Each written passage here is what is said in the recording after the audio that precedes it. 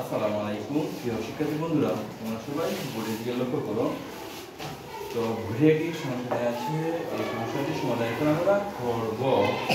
তো দেখো, বই তিনটি বলতে বই তিনটে চার,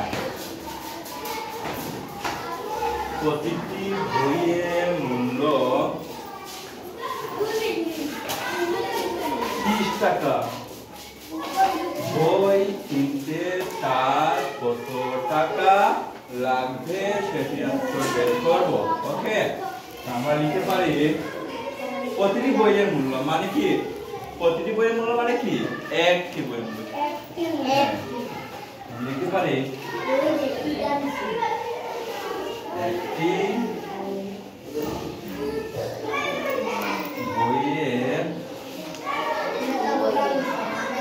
মূল্য, তাহলে একটি বইয়ের মূল্য কত টাকা বলো দেখি? 30 টাকা। হ্যাঁ, কথা বলো। 30 টাকা। ওকে, এবার কয়টি বই বলো দেখি? একটি। কতটি বই? তিনটি বলতে হবে। কয়টি?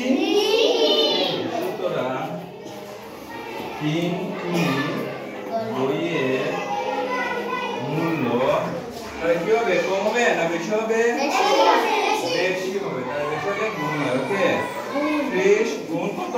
30 টাকা। 30 টাকা। 30 টাকা। 30 গুণ কত? 3 টাকা। এবার আমরা কি করব?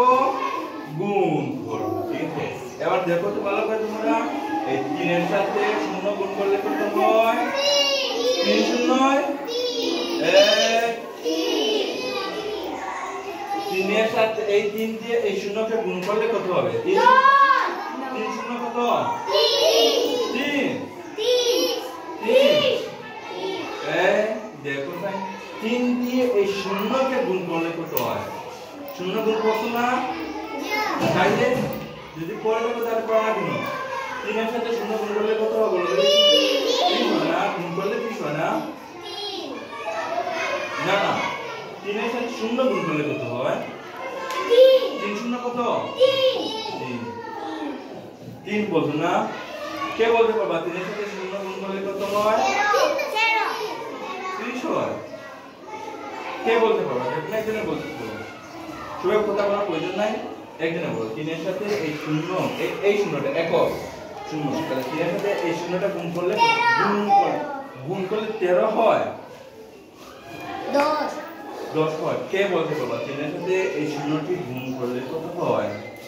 3 0 কোনো প্রশ্ন না, যতদিন না পড়াইলাম। 0 গুণ 3 এর সাথে। ওকে, যদি কেউ না পারে থাকো আমি বলে দিচ্ছি, ভালো করে লক্ষ্য করে শোনো, যেটা আর কখনো ভুলো না। এই 3 এর সাথে 0 গুণ করলে কত হবে? 0 হবে। যে কোনো সংখ্যার সাথে 0 গুণ করলে কত হয়? 0 হয়। এক কোটির সাথে যদি আমি 0 গুণ করি তাহলে 0ই হবে। ঠিক আছে, এক কোটি হবে না।